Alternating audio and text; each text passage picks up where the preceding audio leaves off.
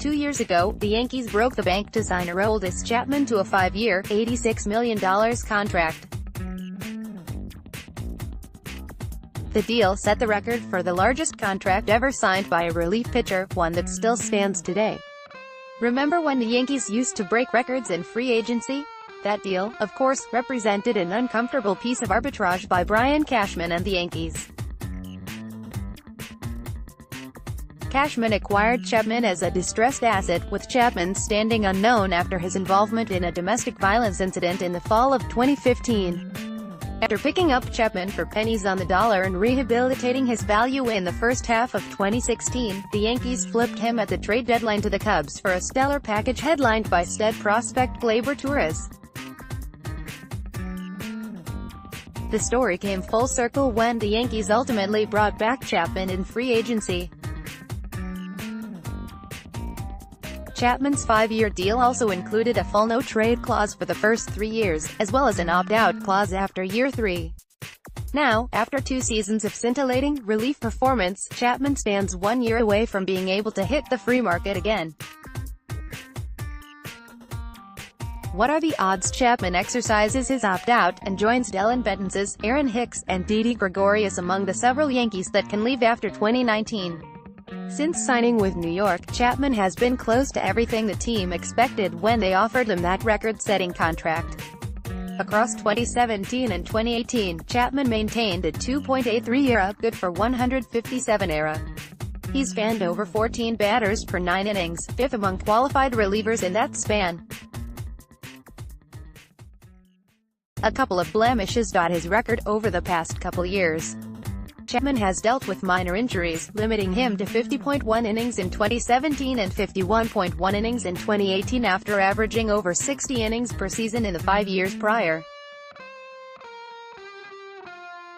He's seen his control waver at times, with Chapman's BB9 rate rising from 2.8 in 2016 to 3.6 in 2017 and to 5.3 in 2018. In all, he's been something short of the best reliever in baseball with the Yankees, instead ending up on the short list of the top relief pitchers that you would most want on the mound with the game in the balance. Does that level of performance put him in line to opt out after 2019?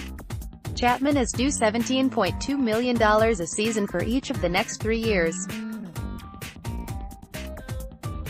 Steamer projections peg Chapman to pretty much replicate what he's done with the Yankees, projecting him for a 2.76 ERA and over 13 strikeouts per 9 in 2019. Should Chapman come close to his median projection, he would face the question of whether he could beat 2 years and $34.4 million on the open market. Based on baseball's economics through most of history, the answer would seem to be yes. Chapman set the bar at about $17 million per season for elite relievers. Kenley Jansen pretty much held to that standard when he signed for $80 million and 5 years with the Dodgers. Craig Kimbrel has yet to sign, but the expectation was for him to sign for right around $17 million a year. MLB trade rumors predicted Kimbrel would fetch $17.5 million a season this winter, while Fangraphs crowdsourcing pegged Kimbrel for $16 million annually. Another quality year from Chapman would leave him lined to essentially re-up at his current rate, but perhaps for a longer term.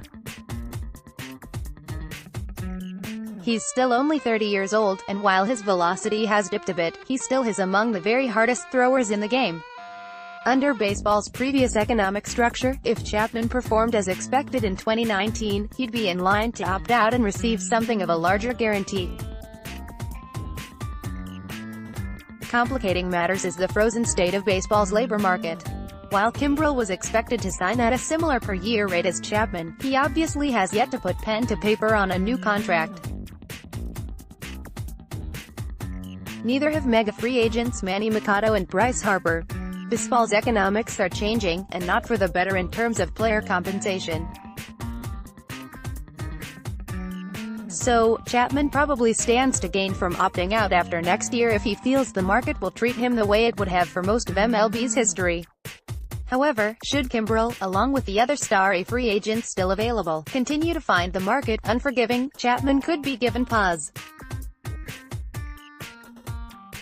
Suddenly, a 2-year, $34.4 million guarantee might seem more appealing to Chapman, even if that guarantee previously would have been eminently beatable from his perspective not long ago. All this puts to the side whether the Yankees, or their fans, should want to see Chapman opt out. The Yankees, in all likelihood, would like their closer to stick around, as would fans who exclusively care about Chapman's abilities on the field. Plenty of other fans would likely take solace in Chapman leaving for other pastures, those who see MLB's response to players like Chapman, among others implicated in domestic abuse, as insufficient, and a clear message to many that baseball doesn't particularly care about them.